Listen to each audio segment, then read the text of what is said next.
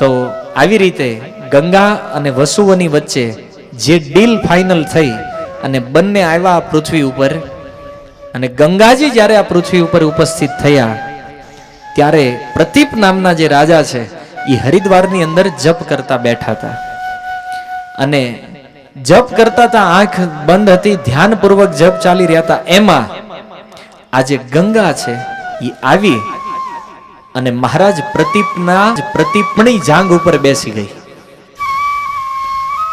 રાજાએ પૂછ્યું કે હે દેવી, તમે મને એ બતાવો કે હું તમારું શું પ્રિય કરું, તમારી ઈચ્છા શું છે?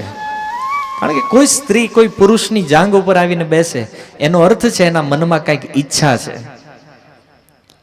પ્રતીપે પૂછ્યું કે હું તમારી શું સેવા કરી શકું? ત્યારે ગંગાએ કીધું કે હું કામને વશ થઈ અને તમારી પાસે આવી છું, તમે મારો સ્વીકાર કરો. કેમ? કારણ કે કામને આધીન થઈને આવેલી સ્ત્રી, એનો પરિત્યાગ સાધુ માટે નિંદનીય છે. રાજાએ કીધું કે તમારી વાત સત્ય છે, પણ કામવશ પરાઈ સ્ત્રીનો હું ક્યારેય સંગ કરતો નથી. જે મારા વર્ણને અનુકૂળ નથી એનો હું સ્વીકાર નથી કરતો. આ મારું વ્રત છે. જો ભક્તો, ઘણીવાર એવું લાગે કે શા માટે આ બધા રાજાઓના ચરિત્ર આપણે સાંભળી રહ્યા છીએ? શું છે એવા રાજાઓના ચરિત્રોમાં? એ રાજાઓના ચરિત્રમાં આ ગુણ છે કે આવા રાજાઓ કોઈ દિવસ પરસ્ત્રી ઉપર પોતાની નજર કરતા નથી. અરે સ્ત્રી સામેથી આવે છે છતાં એનો સ્વીકાર કરતા. જો મહારાજ પ્રતીપ કહે છે કે મારા વર્ણની ન હોય, મારે અનુકૂળ ન હોય એવી કન્યા સાથે તે હું ક્યારેય સંગતિ કરતો નથી. આવા ઉત્તમ ગુણોથી સજ્જ છે, એટલા માટે આવા રાજાઓના નામ ઇતિહાસમાં લખાય છે. સાફ મના કરી, આ મારું વ્રત છે. પણ ગંગાજીએ કીધું, તમે સાંભળો, હું આ જગતની સ્ત્રીઓ જેવી કોઈ સામાન્ય સ્ત્રી નથી. હું દિવ્ય સ્ત્રી છું. હું કોઈ અશુભ કરવા વાળી નથી, હું કોઈ અમંગળ કરવા વાળી નથી. અને એવું નથી કે તમે મારો સંગ ન કરી શકો. હું એવી પણ નથી કે કોઈ આ સમાજનો વ્યક્તિ મારી ઉપર કલંક લગાવી શકે. મહારાજ, હું દિવ્ય કન્યા છું, હું સ્વર્ગલોકમાં રહેવા વાળી છું. રાજાએ કીધું કે તું જે પ્રિય મનોરથની પૂર્તિ માટે તું મારી પાસે આવી છો એનું સમાધાન તો તે પોતે કરી નાખ્યું છે. હવે તું એનો ઉત્તર મારી પાસે શા માટે માગી રહી છો? ગંગાજીને કઈ ખબર ન પડી કે સમાધાન મેં કેવી રીતે, નિરાકરણ મેં કેવી રીતે કર્યું?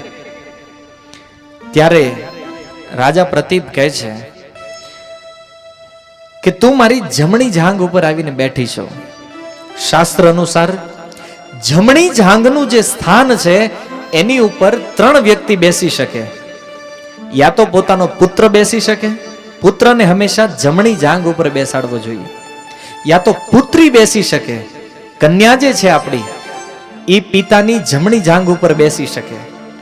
અને પુત્રવધુ જે પોતાના પુત્રની પત્ની જે છે એને જો ક્યારેક એવો સંજોગ ઉભો થાય કે સસરાની ગોદમાં બેસવું પડે તો એણે સસરાની જમણી જાંઘનો આશ્રય લેવો જોઈએ. 3 પુત્ર, પુત્રી અને પુત્રવધુ, એના માટે શાસ્ત્રએ જમણી જાંઘ નિશ્ચિત કરી છે. અને પત્ની જે છે એ હંમેશા ડાબી જાંઘ ઉપર બેસે છે. પત્નીનું સ્થાન ડાબી જાંઘ ઉપર છે. તો રાજા પ્રતીપે કીધું કે તમે તો ઓલરેડી પહેલા મારી જમણી જાંઘ ઉપર આવીને બેઠા છો, એનો અર્થ એ થયો કે હું પત્નીના રૂપમાં તમારો સ્વીકાર કરી શકું નહીં. હજી એક સંશય મનમાં થાય ભક્તો, કે ગંગાને તો ખબર હતી કે મહાભીષનું જે પતન થયું છે સ્વર્ગથી, એ મહાભીષ શાંતનુના રૂપમાં આવશે, મારે વિવાહ એની સાથે કરવાના છે, વસુઓ સાથે ડીલ ફાઇનલ થઈ ગઈ છે, તો પછી પ્રતીપ સાથે વિવાહ કરવાની વાત ગંગાએ શા માટે કરી? એ એક પ્રશ્ન થાય ને. હજી થોડી વાર પહેલા આપણે સાંભળ્યું કે ગંગાએ વસુઓને કીધું કે હું શાંતનુને તમારા પિતા બનાવીશ, અને અત્યારે એ રાજા પ્રતીપ સાથે વિવાહ કરવાની માંગણી કરી રહ્યા છે. શું ગંગાને ખબર નહોતી કે પછી ગંગાના મનમાં કોઈ બીજો ભાવ હતો? નહીં, ગંગા એ જોવા માંગતા હતા કે જેના પુત્રની હું પુત્રવધુ થવા જઈ રહી છું, જે રાજા પ્રતીપના પુત્રની હું પત્ની બનવાની છું, એનું કુળ કેવું છે, જે કુળમાં મારે જવાનું છે, જે ઘરે મારા વિવાહ થવાના છે, એ ઘર કેવું છે, એના સંસ્કાર કેવા છે, એને જોવા માટે ગંગાએ આ પ્રસ્તાવ મહારાજ પ્રતીપની સામે મૂક્યો. મહારાજ પ્રતીપના ગુણોને જોઈ અને ગંગા મનમાં પરમ પ્રસન્ન થઈ કે નહીં, નિષ્ઠાવાન રાજાઓનું આ કુળ છે. અને એટલા માટે ગંગાએ કીધું કે તમે જેમ કીધું એ થઈ શકે છે. હું તમારા પુત્રનો મારા પતિના રૂપમાં સ્વીકાર કરીશ અને તમારા પ્રતિ મારી જે ભક્તિ છે એના કારણે હું આ તમારા વિશાળ ભરત વંશનું સેવન કરીશ. અને રાજાએ કીધું તથાસ્તુ, આવું થશે. ત્યારબાદ રાજા પ્રતીપે વિચાર કર્યો કે હવે કન્યા તો મળી ગઈ પણ પુત્ર તો હોવો જોઈએ ને. રાજા પ્રતીપને કોઈ સંતાન નહોતું અને ગંગાએ આવીને કીધું હું તમારા પુત્ર સાથે વિવાહ કરીશ. બોલો, વહુ મળી ગઈ, છોકરો નહોતો.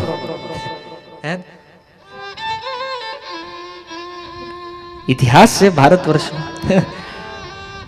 કન્યા પહેલેથી યુવાન છે અને એના વિવાહ એની સાથે થવાના જેનો હજી જન્મ થયો નથી. મહારાજ પ્રતીપે વિચાર કર્યો કે પુત્ર બધું આવી ગઈ છે તો કમસે કમ પુત્રની વ્યવસ્થા કરવી જોઈએ. મહારાજ પ્રતીપે અને એમની પત્નીએ સાથે મળી અને તપસ્યા કરી એક દિવ્ય પુત્રની પ્રાપ્તિ કરી જેનું નામ થયું શાંતનુ. ભાગવતમાં વેદવ્યાસજી લખે છે આનું નામ શાંતનુ એટલા માટે થયું કારણ કે એ શાંત પિતાના પુત્ર હતા. પ્રતીપ એકદમ શાંત વ્યક્તિ હતા. શાંતનુનો બીજો અર્થ કહેતા વેદવ્યાસજી લખે છે કે જે ગઢા બુઢા વ્યક્તિઓને જોતા, રોગી વ્યક્તિઓને જોતા એનું શરીર શાંત થઈ જતું. 16 વર્ષના યુવાન જેવી સ્ફૂર્તિ એના શરીરમાં આવી જતી. શાંતનુની દ્રષ્ટિ જેની ઉપર પડે રોગોને શાંત કરી દેતા. એટલા માટે એનું એક નામ થયું શાંતનુ. શાંતનુ ધીરે ધીરે મોટા થયા. યુવરાજ પદ ઉપર એને બેસાડવામાં આવ્યા. ત્યારે મહારાજ પ્રતીપે એને કીધું કે એક સ્ત્રી તારી પાસે આવશે અને એ તારી સાથે વિવાહનો પ્રસ્તાવ મૂકશે. એને તું સ્વીકાર કરી લેજે, પણ એક શરત કે તું એને કોઈ પ્રશ્ન નહીં પૂછતો. એ કોણ છે, ક્યાંથી આવી છે, એનો વંશ કયો છે, કાંઈ પણ પૂછ્યા વગર જો એ સ્ત્રી તારી સાથે વિવાહ કરવા ચાહતી હોય તો તું એની સાથે વિવાહ કરી લેજે. પોતાના પિતાની આજ્ઞાનું પાલન કરવા માટે મહારાજ શાંતનુએ નિશ્ચય કર્યો. એ સ્ત્રીની રાહ જોવા લાગ્યા. એક દિવસ શિકારે ગયા. ગંગાના તટ ઉપર ફરતા હતા એવામાં એણે એક દિવ્ય સુંદર કન્યાને જોઈ અને એ કન્યાને જોયા પછી એમની નજીક ગયા અને નજીક જઈ અને એ સ્ત્રીને કીધું કે મારી તમારી સાથે વિવાહ કરવાની ઈચ્છા છે. સ્ત્રીના રૂપમાં રહેલી ગંગાએ કીધું કે મને તમારી સાથે વિવાહ કરવામાં કોઈ વાંધો નથી, પણ હું જે કાંઈ કરું મારા આચરણ પ્રતિ જીવનમાં કોઈ દિવસ પ્રશ્ન ન હોવો જોઈએ અને જ્યારે તમે પ્રશ્ન ઉઠાવશો ત્યારે હું તમને છોડીને નીકળી જઈશ. શાંતનુએ વિચાર કર્યો કે કાંઈ વાંધો નહીં. ગંગા અને શાંતનુની મુલાકાત થઈ અને અમુક શરતો સાથે બેયની વચ્ચે સંબંધ બંધાયો. ગંગાને પ્રાપ્ત કરી રાજા અતિ પ્રસન્ન રહેવા લાગ્યા અને એ ગંગાથી એણે 8 સંતાનોની પ્રાપ્તિ કરી. પણ ઘટના કાંઈક એવી બની કે જેવું પહેલું સંતાન ઉત્પન્ન થયું ગંગા એને લઈ પોતાના જળમાં વિસર્જિત કરી દે અને કહેતા જાય કે હું તમને આ જન્મ મૃત્યુના તમારા શ્રાપમાંથી હું તમને મુક્ત કરું છું. પોતાના જળમાં વહાવી દે. શાંતનુ જોયા કરે કે માતા હોવા છતાં પોતાના જ પુત્રોની આ રીતે હત્યા શા માટે? કથા તો એને ખ્યાલ નહોતી કે અગાઉ એમને શ્રાપ પ્રાપ્ત થયો હતો. એક પુત્રની હત્યા થઈ, કાંઈ વાંધો નહીં. બીજો પુત્ર, ત્રીજો, ચોથો, 5, 6 અને 7 પુત્ર જ્યારે ગંગાએ નદીમાં વહાવી દીધા અને 8મા પુત્ર વખતે આખા હસ્તિનાપુરે રાજાને કીધું કે રાજા તમારી એવી શું મજબૂરી છે, તમે એને પૂછતા નથી, રોકતા નથી. હસ્તિનાપુરના આ વારસદારો યુવરાજો એક પછી એક મૃત્યુ પામી રહ્યા છે અને રાજા હોવા છતાં તમે કોઈ જિજ્ઞાસા કરતા નથી.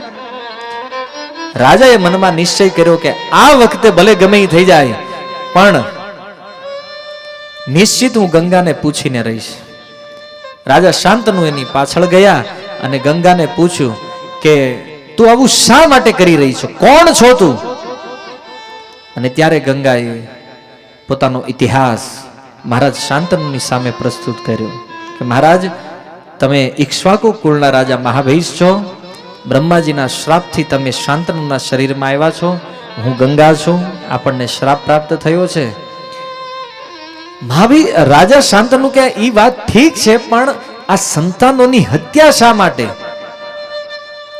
ત્યારે ગંગા 8 વસુઓની કથા કહે છે કે 8 પુત્ર જે છે મને પ્રાપ્ત થયા છે, એ 8 દેવતાઓ છે. એ 8 દેવતાઓ એક વખત આ પૃથ્વીલોક ઉપર વિચરણ કરવા માટે આવ્યા અને વશિષ્ઠજીના આશ્રમ પાસેથી પસાર થઈ રહ્યા હતા.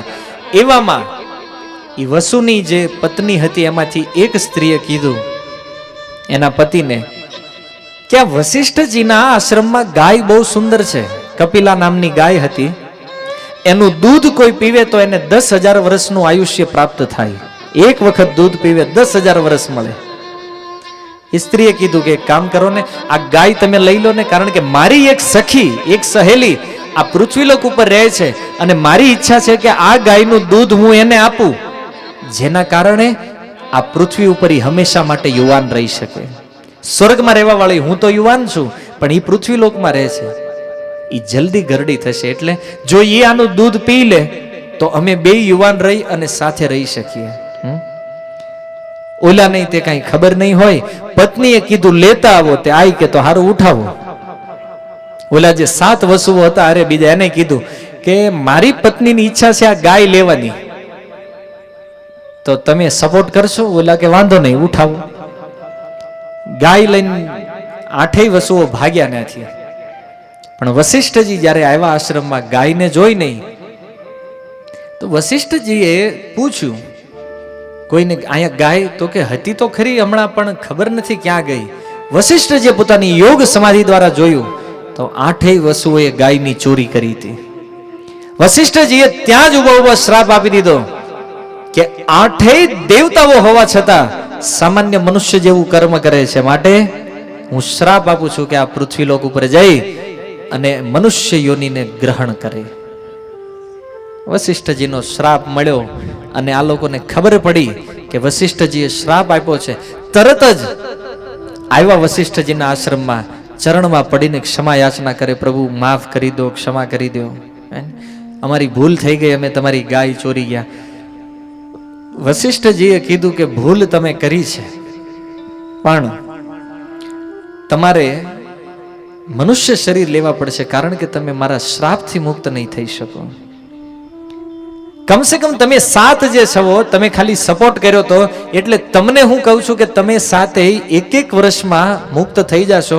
પણ આ 8મા નંબરનો જે છે, જેનું નામ હતું ધ્યો નામનો જે વસુ છે, આને પૃથ્વી ઉપર રહેવું પડશે, કારણ કે ગાય ચોરવાનો પ્લાન કોનો હતો? આ ભાઈનો હતો. એ જે 8મા નંબરનો વસુ હતો, ચોરીનો પ્લાન એનો હતો, ઓલે ખાલી હેલ્પ કરી હતી. અને એટલા માટે એ 8મા નંબરનો વસુ જે છે એ અમારો 8મો પુત્ર છે. અને મહારાજ, પૂર્વ વિધિ અનુસાર જે નિશ્ચિત થયેલું છે, આ 8મું સંતાન હું તમને આપવાની જ હતી પાછી, કારણ કે આને આ પૃથ્વી ઉપર રહેવાનું પહેલેથી લખાઈ ચૂક્યું છે. પણ તમે મને પ્રશ્ન કર્યો છે એટલા માટે હવે હું અહીંયા રહીશ નહીં. ગંગાએ કીધું કે હું જઈશ, આ બાળકને હું અત્યારે મારી સાથે લેતી જાઉં છું, જ્યારે યોગ્ય ઉંમરનો થશે ત્યારે આ બાળક હું તમને ફરીથી પાછો આપીશ. અને આવી રીતે ગંગાજી 8મા પુત્રને લઈ પોતાના જળની ધારામાં વિલીન થયા. મહારાજ શાંતનુ પોતાના રાજ્યમાં પાછા આવ્યા અને 36 વર્ષ વયા ગયા. મહારાજ શાંતનુ ફરીથી ગંગાને ક્યારેય મળ્યા નહીં. જીવનમાં કોઈ સ્ત્રીનું આગમન ન થયું. 36 વર્ષ મહારાજ શાંતનુ એકલા રહ્યા. અને એક સમયે મહારાજ શાંતનુ ફરતા ફરતા ગંગાના તટ ઉપર આવે છે અને જોવે છે કે આ ગંગાના પ્રવાહને કોણે રોકી દીધો છે. એક અતિ અદ્ભુત તેજસ્વી બાળક યુદ્ધ વિદ્યાનો અભ્યાસ કરી રહ્યો હતો અને પોતાના બાણ દ્વારા એણે ગંગાના પ્રવાહને રોકી દીધો હતો, પાણીના પ્રવાહને. મહારાજ શાંતનુ એને પકડવા જાય પહેલા બાળક પાણીમાં પાછો વિલીન થઈ ગયો. મહારાજ શાંતનુએ વિચાર્યું આવું કેવી રીતે સંભવ, આ કોણ છે આ બાળક? અને ત્યારે ગંગાજી બાળકને જમણા હાથે પકડી અને મહારાજ શાંતનુની સામે લઈને આવ્યા. ગંગાજીએ કીધું કે મહારાજ, જે પુત્રને હું મારી સાથે લઈને ગઈ હતી, આ તમારો પુત્ર છે. મેં આનું પાલન પોષણ કરીને આને મોટો કર્યો છે.